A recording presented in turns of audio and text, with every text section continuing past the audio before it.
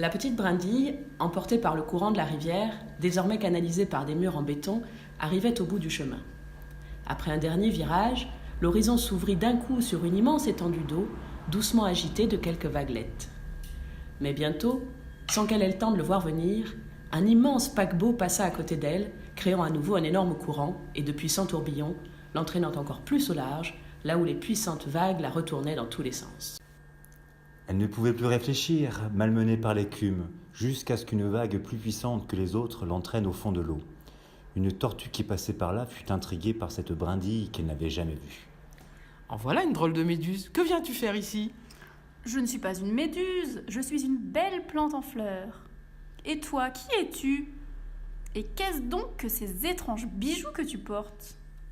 La tortue portait en effet autour du cou et de certaines de ses pattes des colliers de plastique solidement ancrés dans ses chairs. Elle aurait voulu expliquer à la petite branche que ce n'était pas une question de luxe et qu'elle s'était retrouvée coincée dans ses déchets quelques années auparavant, mais le courant emportait déjà la branche au loin, laissant toutes ces questions sans réponse.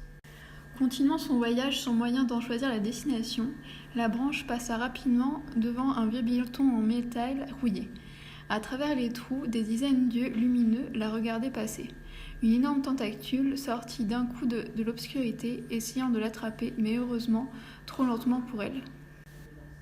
Son élan fut soudainement arrêté par un vieux filet de pêche abandonné, coincé entre deux rochers.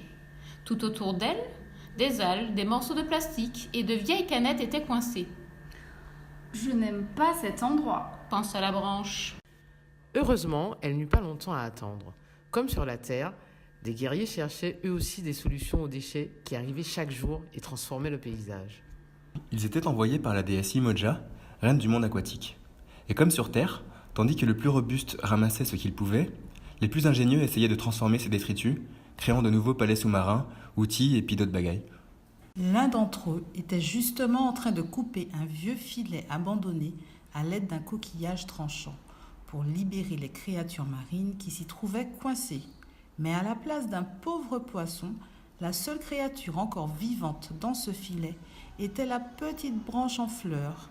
Intrigué par ses couleurs, le guerrier de la mer la tira de sa prison.